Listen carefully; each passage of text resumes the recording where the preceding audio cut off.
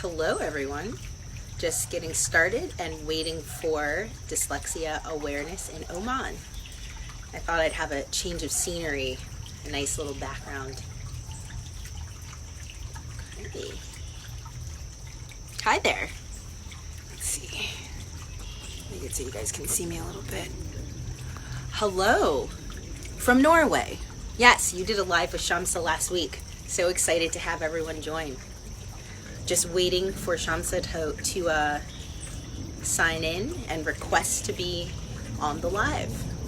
Then we'll get started. Hi.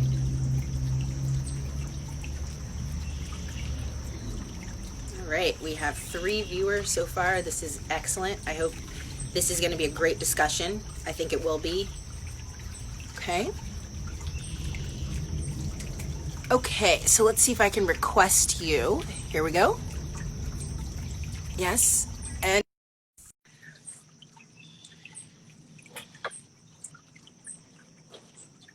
okay. Hi, Shamsa.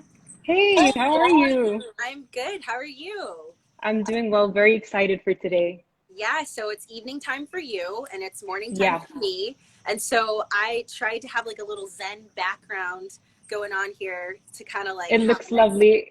Yes. I love that. So um so let's get started. I'll introduce myself to your viewers, and my viewers know me as well, but I know some people will probably tune in and watch this later, which I know I've done that with your lives and some other lives. So Yeah, I am Dr. Lauren, and I am the owner of Think Dyslexia. I also want to make it very transparent that I am not an adult with dyslexia. I am a special educator, and so I've worked in specialized private schools for students with dyslexia, and I still continue to tutor students with dyslexia and dysgraphia. And so I've been an educator for almost a decade in private and public schools at the elementary and middle school level. And I currently now work for an nonprofit education organization that focuses on inclusive education for all students, to provide that support into public schools. So I started this handle back in January, and it just kind of took off. And it's been really, really amazing to see all of the people that I've been able to connect with, including yourself, connecting with Rosalind in Ghana, connecting with Natalie in the UK. So this has just been an awesome platform, and I'm just so grateful that we could, connect, and you can share yeah, your experiences about, what it was like for you and what it looks like in Oman. So I'll yeah, definitely. pass the baton to you. And Yeah, could you maybe, yeah, go ahead. I was just thinking to myself, earlier on that it's amazing how everybody in the community is collabing in the way that they are. It's a way for all of us to learn as well as reflect on our own experiences, throughout schooling and, for instance, in my case, anticipate what's going to happen possibly when I work. So it's been really good tapping into all of the different information that's been going on, and it's exciting to have opportunities like this to like share our knowledge and our thoughts and ideas. Yeah. Absolutely. So can you Um, tell us a little bit about yourself? Yeah, so I am a dyslexic adult and now an advocate as well. I'm a student in university still, in Oman, which is in the Middle East. And it's been an interesting journey thus far. Um, my my journey with dyslexia hasn't been straightforward. I mean, I'm sure a lot of people can relate that it hasn't been a straightforward academic journey. Right. I started off in private school. I did okay up until like grade 5. Okay. And that was when firstly my mom actually noticed that, okay, I have siblings. So she's like, all right, there's something different here. Different. Hmm. She's struggling in ways that my brothers weren't. So she felt like something was different, but then she thought maybe it's just that all kids have different paces of learning. It could just Sure. be that she'll catch up. But she was trying to help me and support me in the way that she could at the time. And it wasn't actually until one of my teachers, who actually happened to be dyslexic, spotted like certain things. She was a math teacher, And she spotted certain things like with my issues with sequencing numbers. And I Right. would have thought that actually I would have, someone in, English, like the English subject would have identified that I was dyslexic, because there were so many pointers, like looking back at like my spelling books and everything. There were like Right. so many, like, not red flags, but you could really tell Yeah. that, but it was actually my math teacher, and she was dyslexic, and she spotted some things, and she brought that up to my mom. And my mom, didn't know what dyslexia was. So she just rolled up her sleeves and she was like, you know what, let me do some research. And she did. And she got me assessed. And lo and behold, I was dyslexic. The problem is that there was no support in Oman at the time for dyslexia. So, Okay. we knew I was dyslexic. So now what next? Right. So my mom was looking and asking, and in the end, she actually thought of like getting all the students, the parents together of the students at my school, and she thought, let's bring in a support tutor. We'll pay for the support tutor, because it's a cost, and that's what private schools are worried Sure. about. It's a cost, so and they're not obliged by law over here to like provide support, so they're not going to do it. It's a cost to them. Right. Um, so she was like, she tried to like talk to the principal, talk to, the people running the school, and they basically ignored her for a while and then denied her. I don't know why. I Wow. thought that was a great idea, because it wouldn't just be for me, it would be for any student that needed the support. But they weren't interested. So she was like, okay, this isn't working. And she ended up doing more research, found out about the Davis method. And Okay. Yeah. the great thing about the Davis method is that on the Davis website, there's a directory. So you can just like put in information about where you are, your area. Like there's a drop down list of like Davis facilitators, and it was the same back then as well. And she found that there was one in Dubai, which is like literally a 30-minute flight from Oman. So it was Oh, easy. okay. We packed our stuff up. I had like a school holiday, and I went through 2 weeks of training basically. And it changed my life, honestly. Like I was just not doing well. Like I was never, I never excelled, as they like to put it in like, school reports, at anything in school up until then. But then after that support, which only lasted 2 weeks, I like basically began to excel in English, and it became one of my strengths. And I found passion. I found a passion for Right. English. I love writing poetry. I love writing. It's something I really enjoy doing, and I continue to excel in English specifically, surprisingly, um, throughout my academic journey. But not in my other subjects, though. I had to really push. It was like a struggle throughout my schooling. Like I changed schools a lot, and I got kicked out of one school because my grades were so low. And that was a school Goodness. that was supposed to provide support, but they didn't provide support. I don't know what they provided Wow. exactly, but yeah. So there are a lot of schools that. Oh, sorry. Yeah. Oh, so I was actually going to comment on one thing and then ask you a Yeah. question. So when Yeah. you were Sure. talking about the Davis method, and how Hmm. there was a website and you could find a local tutor, it's very similar here with Wharton Gillingham. So I don't know if you're familiar with Wharton Gillingham, but it is a multisensory approach to teaching students with dyslexia and dysgraphia, and also dyscalculia in some ways. And so if you go on the Academy website and type in your area, a whole bunch of tutors will come up, and it's a really good resource if parents. Oh my goodness, so sorry, something fell up there. Oh my goodness. It's a Yeah. really good resource if parents know Yeah. where to find it. And the Yeah. one question I want to ask you is, what about in Arabic? How did your dyslexia impact your speaking Yeah. and learning Arabic? Right, right. I struggle with Arabic until now. I don't speak it very well. And Okay. that's like a comment that I keep, hearing is, you're Arab, but you don't speak Arabic very well. My mom speaks English, so we speak English at home. So I never really caught on to it. I found it very hard to learn two languages at once. Yes. And I actually was eventually exempt from Arabic, which I don't know if that was the best idea. Right. But there was no support for me. So, I mean, either I continued to fail, or I don't know really. Um, I could have at least attended the classes. That would have been great, but I didn't attend the classes. I was completely exempt from it. Didn't attend the classes, so I never really picked it up as well. I can still understand it because I've been surrounded, by people who speak Arabic, but my speaking's iffy. It's not great. Sure. Yeah. Sure. I And see someone commented, I wasn't allowed to do English lit at high school because I'm dyslexic.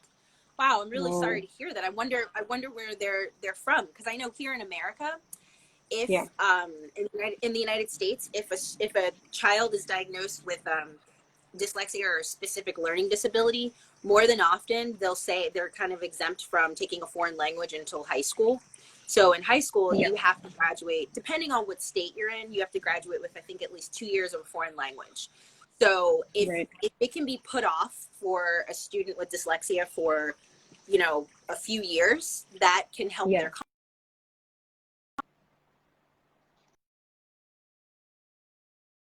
Sorry, my phone rang. Oh, Um, no worries, no worries.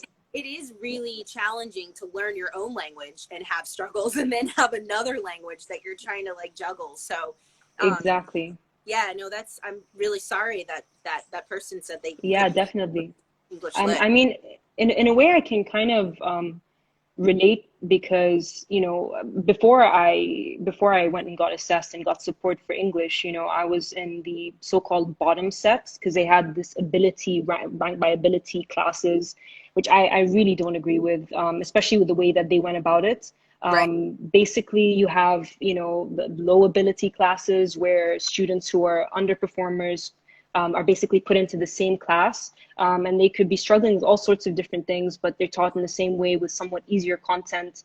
And yeah, I was lucky because I got the support I specifically needed. My needs were addressed, but a lot of people that were in those low bottom set classes or the pull out programs that they had never really caught up with the high ability class students. So it was never really, I think, very effective, doing what they did in that way, unless they were actually going to address what all the students needed specifically, because you'd have right. dyslexics in there, you'd have people who are had behavioral problems in there, you had people of all sorts in that same class, which I don't know, I didn't find very effective.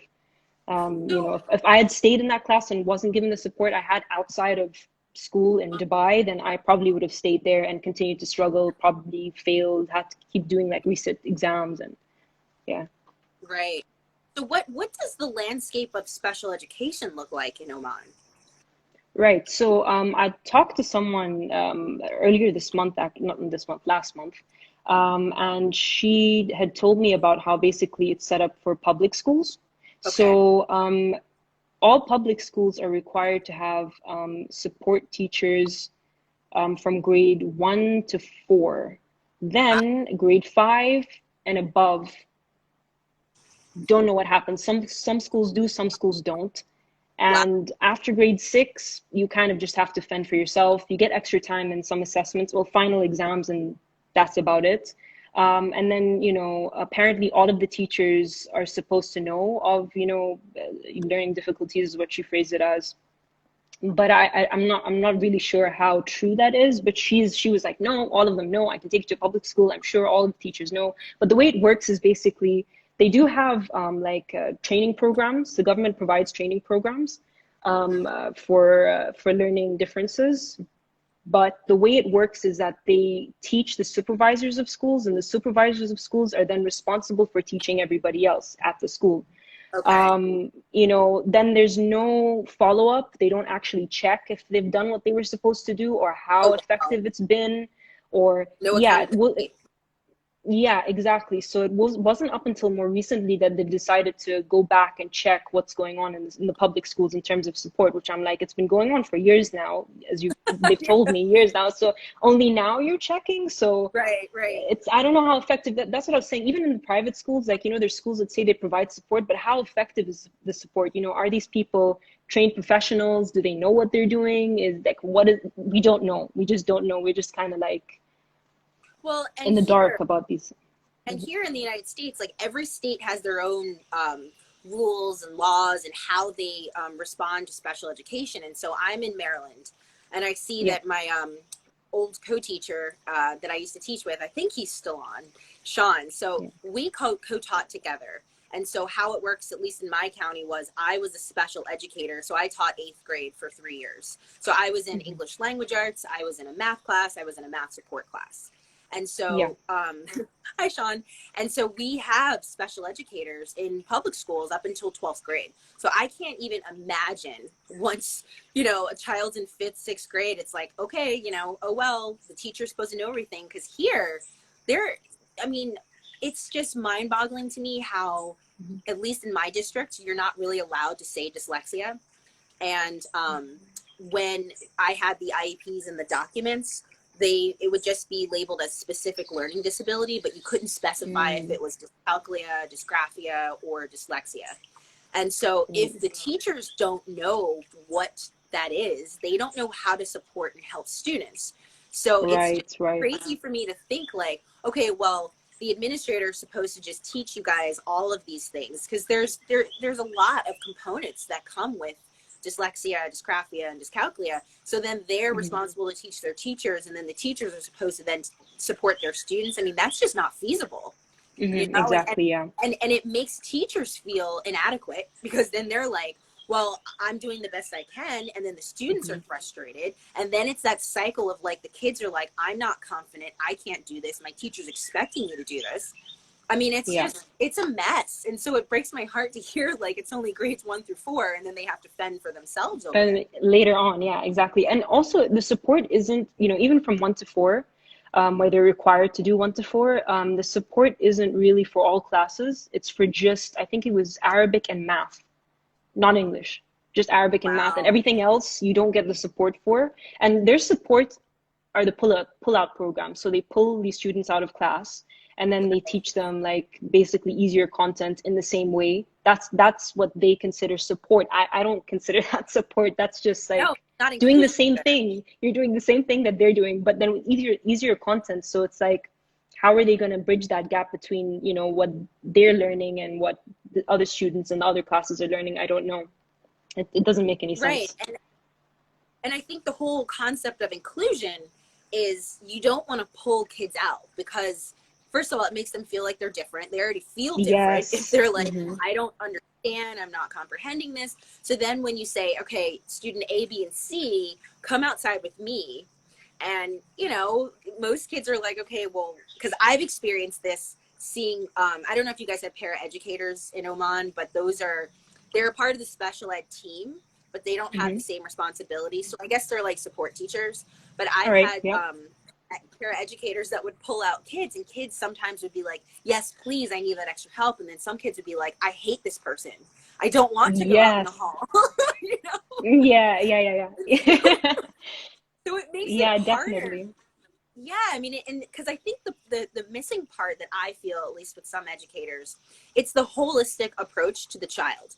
So if you are Hmm. just taking it as like content, curriculum, boom, get it. Well, what about how that child's feeling? I mean, I know when I Yes. co-taught with my math teacher, math was like an area of serious anxiety for a lot of kids. Hmm. And Hmm.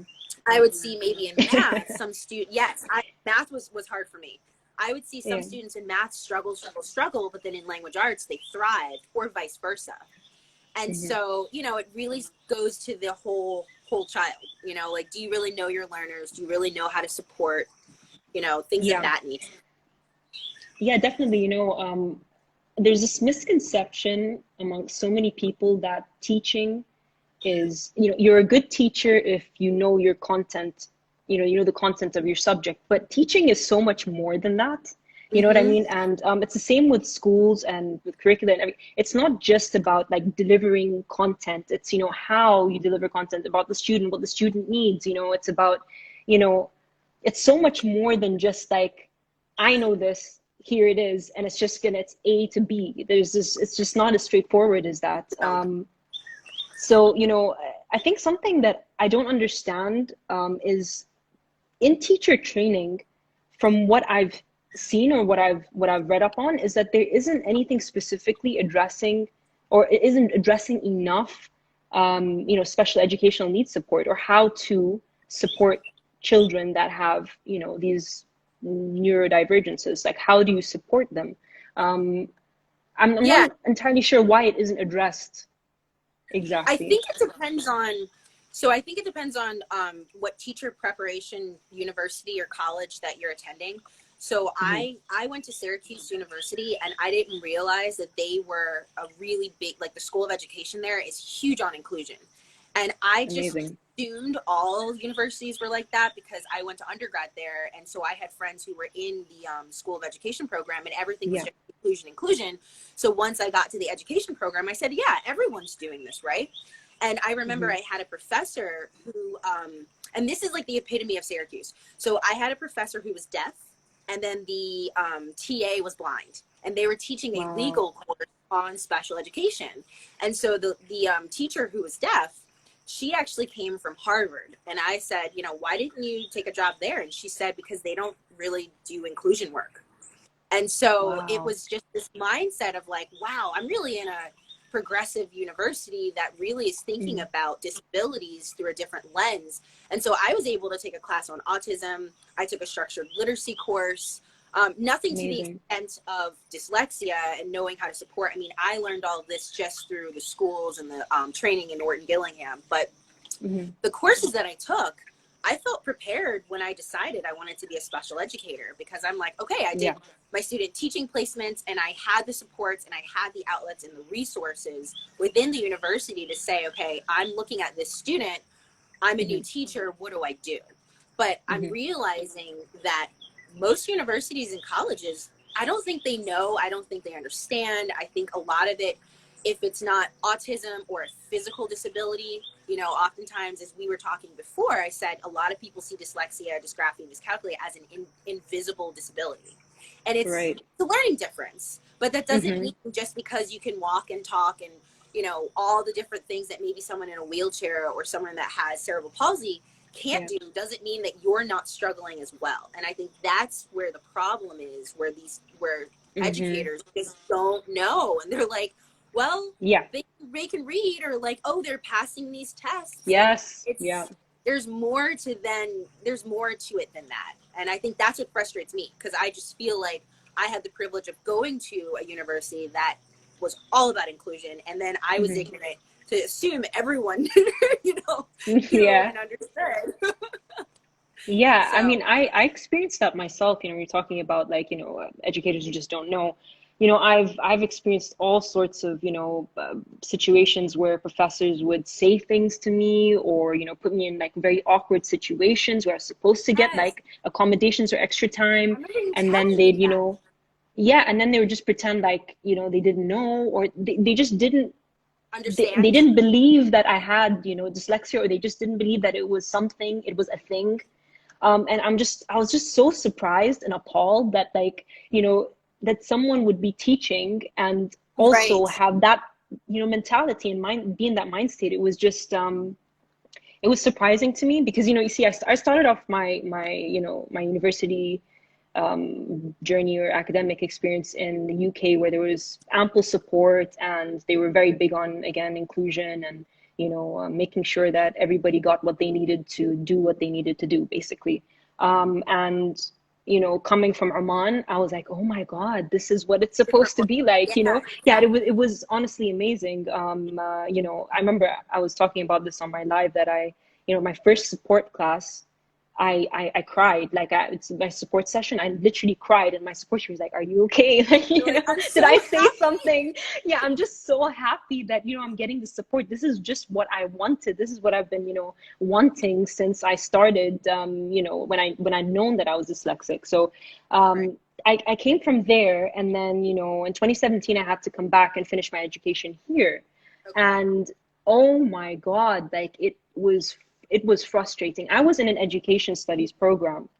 So I was, seeing I was learning about education, what it's supposed to be like. I was also seeing it in practice. They had an amazing education program there, and the professors were all awesome. And then I came back to this university in Oman, and I was just like, oh my God. And this is supposed to be one of the better universities here. Okay. The way everything is conducted, it's just, nothing makes sense. I was like, oh my God, this is, and in a way, I'm glad, because I'm getting a firsthand experience of this, and then I can see Right. what is needed and where the problem lies, which is basically everything at the moment. Basically everything, from a teacher training to lack of awareness, to the misconceptions, to management, and it's just basically everything that needs work on and has a lot of room for development over here. Absolutely. So I Yeah, see honestly. we have a lot of comments, just like, engagement. This is awesome. I want to, let's see here. This is how it was here in DC where I lived. I was put in special classes, but they also put the bad kids in the class, and that was not helpful. Yeah, actually, I Yeah. do want to touch on that. So here, actually, in the school district where I was teaching, we had a class called Math Seminar. And so Hmm. historically, this was like the dumping ground for all the behavioral kids. So it was the teachers that were like, well, this kid just isn't getting it, so they clearly need this class. And it was almost like, just take them out of my class. And so I co-taught this class with another eighth grade math teacher. And so it turned into this frustration where my co-teacher really wasn't good with behavior. Like, he was very used to, I guess, the GT kids, the gifted and talented kids, where they'd come in, they'd sit, they'd take their notes, and they'd do their assignments. Whereas I was always really good with trying to figure out, well, what's the root cause of the behavior? There has to be a Yeah. reason why this child is acting this way.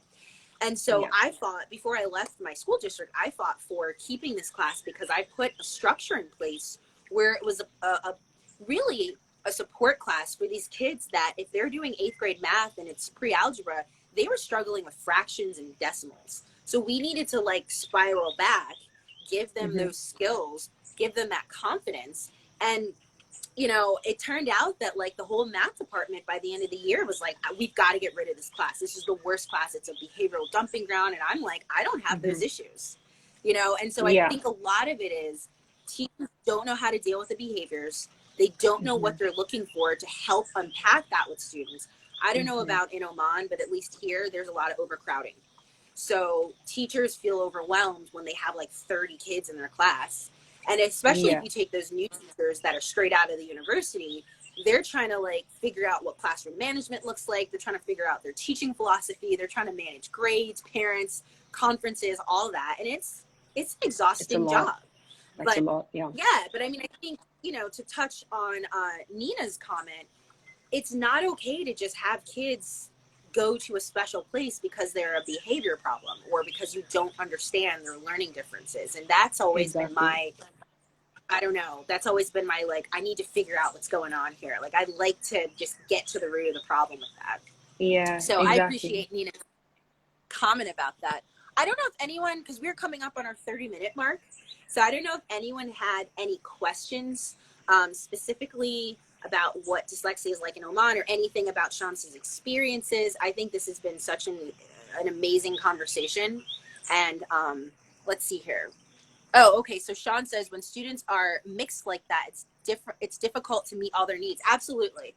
And Sean Hmm. and I had that experience very much so when we co-taught math, and it was hard. It was challenging, but I think, to touch on your piece about the supports in Oman, like, it's heartbreaking that some teachers don't have that support as another teacher, Yeah. because you can get other ideas of like, let's co-plan, let's talk Right. about how we can support this student, or do you see this? Because I don't see that, and like having Yeah. that support is really helpful. I've come across a lot of amazing teachers, but it's not always been the case. Not a lot of teachers are open to learning how to do that, or willing or want to even figure out, as you were saying, like what does this child need? What is the root cause of their behavior, etc. From schooling up until university, I've experienced a mixture of different teachers. Some of them are, traditionalists in their mentality, and they're, all about just Yes. regurgitating information, and you do what I tell you to do, and I'm the, um, so there's that. And it's the same with university, where they just didn't think that, dyslexia was a problem. They saw my GPA and they're like, all right, your GPA is high. Why do you need support? Why do you need help? Why do you What's the X, Y, problem? Z? Yeah. Yeah, what's the problem Yeah. here? And they've said that to me. They've actually voiced it out. And there are people who not wanted to give me the support, like, with the accommodations. They didn't want to give me the extra time. There's someone that I had like this whole argument with, or whatever, back and forth with my professor, because she didn't want to give me extra time, and I was in the exam and she'd been informed. I was like, what? You know what I mean? I'm supposed to get extra time. Like, I know my content. Like, just give me some time. Right. And she's Give me like, the no. And then time. she gave, yeah, but then she gave time to someone who would come in late. And I was like, what is going on here? Like that's the thing, you know, she really thinks that this is just, you know, You're I'm making trying it to look up. for, yeah, exactly. So, That's you just, know, ooh, yeah, that's really heartbreaking. I know I keep saying that, but I mean, it's just, I can't imagine an educator being like, you know what? No, you're making this up. But you came in late. Yeah, you get 10 extra minutes. I mean, that's just like, actually, Sean asked, do you think that there will be changes in the future in Oman? That's probably a loaded question. yeah, I mean, I do see change from like when I was in school up until now. You know, there Okay. definitely is more effort from the government. There definitely is more effort, you know, within schools to try and provide there, you know, there's effort. They're trying, which is a good sign. You First know, how step. effective it is, not sure, but you know, the first step is trying and figuring out what works. So although I've said that some of it hasn't been effective, it's, you know, I'm glad that they're trying something. I Yeah. do see change. Like I do see that things will get better because they have been getting better. So hopefully it will continue to do so. And you know, I want to also contribute in any way that I can to make that happen. You know, I want to, you know, And you connect are with this schools with school. educational. Exactly. You know, I have plans to like connect schools with educational psychologists, even more so than what's happening right now. So that, you know, children can get identified at an early age and, you know, they can get the support that they need. And, you know, hopefully things will change. I do see it. I do see it in the future. Yeah. That's great. So we have another question. Do you have Hmm. experience with Irene Maryland syndrome of visual stress in Oman, or with your experience with dyslexia? I've never heard of that. I mean, let me just double. Yeah, I haven't Yes. heard of that either. Oh, okay. So maybe this Visual is something we stress. can look into. I would love to research that, and Yeah. maybe it can be my Think Thursday, because I Yeah, always have yeah, a that's theme awesome. for Never heard my of that. case. I'll look into that too. Yeah, yeah, yeah. Awesome. Yeah. Okay. So I think let's see here. We look like we have some nice engagement in this chat. This is great. Well, does anyone else have any other questions, or if there's anything else you think Shamsa we should touch on? Because I think we've had a pretty like powerful half hour. Yeah, yeah, yeah. No, it was great. Yeah, I feel like I've covered everything, you know. I hope that we continue to have, you know, these or see collabs like this where people are talking about, you know, topics like this because it's so important, you know, at all stages, you know, from KG all the way up until, you know, adulthood. You know, early intervention is important, and so is support, consistent support throughout from, you know, basically K to 12 and then university to provide people with an opportunity to succeed in life and to do better. And also in terms of, you know, giving them a good chance at job opportunities and also Yes, employ, yeah, and employers also need to know of the value of these neurodiversities and to know that you know what to look for when looking for people for jobs and what to not stress on too much because you could really be missing out on this whole talent pool of creativity. So absolutely. yeah, that's yeah, those are my So thoughts. listen, we now have three questions. So from Snehal Yeah. Learning, so they are based out of India. Do you believe in shadow teaching concepts when SEN students are in uh, prep primary pre and primary school? pre-primary Pre-primary, thank you. So I am shadow shadow teacher teacher concept. concept. I'm not sure if I know Okay, what that is. Are you familiar with that? I think I understand. Do you mean when I think what she means, you can correct me if I'm wrong. Basically when you have somebody shadow you, so it's like a shadow program where, you know, maybe another Oh, student that like a would, teacher, yeah, like a student teacher with a teacher. yeah, yeah. Okay, yeah, we I have mean, that here. That's when they're at university, like in college, training to be a teacher. yeah, yeah. I mean, I'm all for it, even if it's, you know, the thing is, you know, I understand where some people might not be open to it because if it's just, I'm not talking about someone who's like, for instance, training to become a, you know, a provider of support or anything like that. But, you know, if someone was just interested in learning how to support their child, like a parent to shadow, um, I understand why people might think that it'd be disruptive, or maybe the child might feel uncomfortable if there's someone shadowing. I completely get that, but I think it can be beneficial to have, people actually see how they can support their Right. children. Mm-hmm. Maybe not shadowing, but maybe like a whole separate like Observing. class that they can take. Right. I'm just throwing out some ideas. No, no, because I think if I'm processing that in the way that you're talking about, um, Yeah. you know, in order to become a teacher here in the United States, you have to do student teaching. So I mean, Hmm. I did, I guess, shadow teaching um, in a city school. So it was urban, rural, and suburban. And Hmm. so once, oh, Natalie joined. Hi, Natalie. Um, Once I actually observed, and it was elementary, so I did like third, fourth, and fifth. Then I would take over the classroom, and that was like Right. super scary because it's like all of a sudden I can't just watch the teacher. Then I have to lesson plan. I have to take over, and I think Right.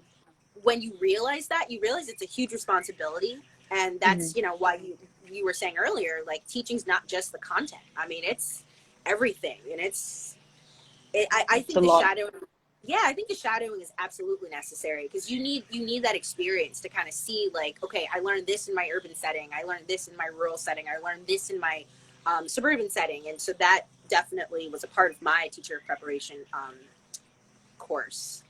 Let's see. I Right. think we have two other questions. Are there different stages of dyslexia? I'm not sure about stages. I know there are different types. Um, Hmm. I'm not sure if you are speaking about like the emotional stages, like once you're diagnosed, like I don't really know. Maybe they can clarify that. Do you want to comment on that? Yes, I agree with you on their different types of dyslexia, and also I think it's I wouldn't say it lies on a spectrum. It manifests differently in different people. There are Right. some common aspects, but it's not the same for everybody. Some people No. struggle in math and sequencing numbers and everything. Some people don't. They do amazingly in math. It manifests differently in different people. So I guess in that way, it's not stages, but not a spectrum per se. It just manifests differently in different people. Right. And also there's because I know I've seen psycho analysis where it's like some students are like, well, their dyslexia is really mild, or like their Hmm. dyslexia is really severe. So I Severe, think, right? yeah, so I think in that sense it's probably a spectrum, but I think it depends Hmm. on, like, because I know that the most two common dyslexias are rapid naming, so that's like knowing letters immediately, like Yeah. knowing your B's and D's and all that, and the Hmm. phonological processing. But Right. with that, there's obviously math. There's one with sight words actually, and I've seen this with a few students where there's so many, like doing flashcards is not going to help. Like you need that Yeah. multi-sensory approach.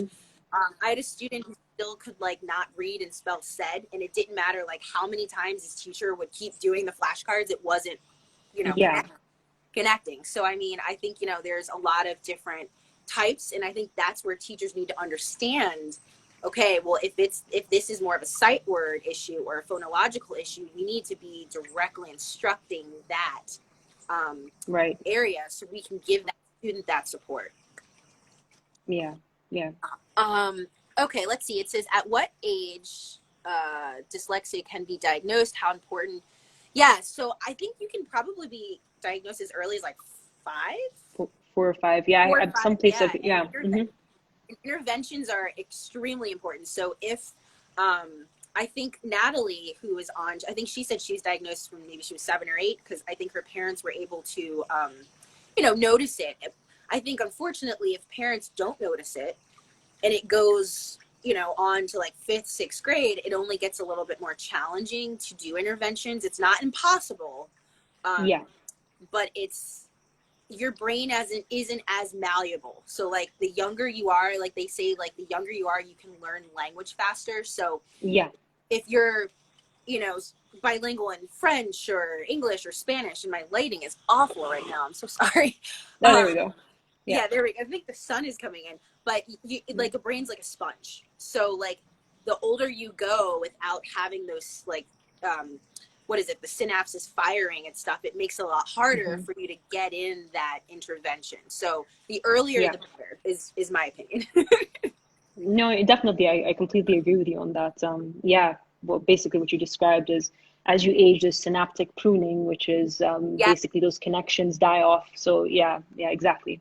yeah, Early intervention is key and important. I mean, if you critical. can, yeah, exactly. If you can support your child early on, why not? I always say that if there whatever way you can get your child supported, get them supported, or your student supported, try and figure out how you can do that for them. I mean, no harm is done from doing that. Right, absolutely. Let's see here. I think, thank you for answering my question. No problem. Maybe severity as well. Oh, here's, what are your experiences with the social economic factors around dyslexia and its diagnosis in the UK? A large portion of children go undiagnosed and labeled problematic due to family circumstances. Hmm. Hmm. Interesting. Family circumstances. So what is this, like financial hardship circumstances? I'm not quite sure exactly what they mean by that. Yeah, I kind of get what you're saying. I think another thing which is super important, we are talking about teaching and, teaching not only being about, knowing your content. I think flexibility and adaptability is extremely important. Huge. Being able to, there's this quote that I read in this article, I think it was by Sadler, Okay. which is you can't pluck a leaf from a tree in one country and then plant it in another country and expect it to grow. This can kind of be applied in not only just like it was related to education systems. It can also be applied in like the way you teach, skills that you might need. There are generic skills that teachers may need, but there's also very important flexibility and adaptability. You need to look at the context, look at your students, figure out what they need, and in order for them to not create that gap between what I'm teaching you and what you're learning. And I think Great. maybe in that way, that wouldn't be the issue. Like if you weren't just trying to, I don't know, like just teach and just deliver the content and you're just addressing their needs and figuring out like what, the root cause of their behavior, like what we were talking about before, then you wouldn't run into that problem so much, I think. Right. Yeah, Yeah. adaptability is huge. I know Hmm. for me, I would have a lesson plan, but I could also read the room and the student. And so, well, I guess I should say students. But if it wasn't working out, there's no point in just like plowing through it because you're just going to get glazed over faces or behavior problems or a whole bunch of issues. So, flexibility and adaptability, and of course, when you know your content, it's a lot easier to do that. Yeah, Don't definitely. know You the need you content. need to know your content. Yeah. Yes, and when you Yeah. don't know the content, it actually makes it challenging. When because I taught seventh grade, eighth grade, seventh seventh grade math and seventh grade English language arts, and then I moved up with my Mhm. caseload to eighth grade. And my first year in eighth grade, I was like, I don't know how to just adapt right away because this content is completely different, and it was much more like it's a huge jump from seventh to eighth grade, at least in Mhm. the state of Maryland. So Yeah. that was hard for me. But by year 2 and 3, I was like, okay, I remember this unit. Usually kids struggle with this. Let me make sure I see what's going on, and then let's go from there. But I think you're absolutely right. And a lot of that That's traditional amazing. teaching is just not, it's not beneficial. Like it's just, Exactly. we all learn differently. So why Hmm. have us all sit there and deliver the content the same? It's just, Exactly. Yeah, yeah, yeah. Like how we all yeah, don't learn the same way. It's like a two-way thing, right? So we don't all learn the same way. So there's no one way to teach. And there's no one absolutely. like example of what a good teacher is. It's, how can I get this content through effectively? And that's what I think should be the focus rather than I need to be the best at teaching. What is the best at teaching? It really depends on where you are, socioeconomic factors, the context, etc. So yeah, thank you for that Right. question. Yeah. Yeah. So, it looks like I think my phone is gonna die soon. No, And so I no. know this is like an awesome conversation. So I would really encourage, because I do want to be able to end this and not have my phone die. So Yeah. I do want to encourage everyone who's asking questions, please DM me or DM Shamsa at dyslexia underscore awareness underscore Oman. Did I say that correctly? Yeah. Yeah, yeah, Yes. yeah. So definitely, and maybe if you guys would like, we could do another live. I mean, this has been super productive and very eye-opening. It seems like a lot of people are very engaged and want to know more, rightfully so. So I'm just glad that we could connect and Yeah, have this definitely. conversation. Yeah, So definitely. Thank you so much for having me. absolutely. And so I guess it's almost 7 o'clock for you, right? Yeah, almost. Yeah. Yeah. All Can I right. just add one more thing? I hope your phone doesn't die before I finish, but just one more Yeah, thing. Like, if absolutely. you want to learn more about dyslexia, to anybody that's watching, you should check out the partnership between Microsoft and Made by Dyslexia. It's in my bio on my Yeah, account. There are I've two heard that. courses. There's a Yes. beginners and intermediate course, which is amazing for parents, educators, whomever. If you want to learn more about dyslexia, that would be a great place to start. It has plenty of resources, websites, tools. It's awesome. Like, I did the beginners course, and I'm definitely going to do the intermediate as well. Amazing. Yeah, that's like on my to-do list. So I definitely, Yeah. because I have heard of that, and I definitely want to take a look at that. That sounds awesome. Thank Yeah. you. Thank you so much. Okay. Well, it was so good to connect, and we will chat later. And thank you everyone for Definitely. joining and asking questions. Okay. All right. Bye. Take care. Bye. Bye.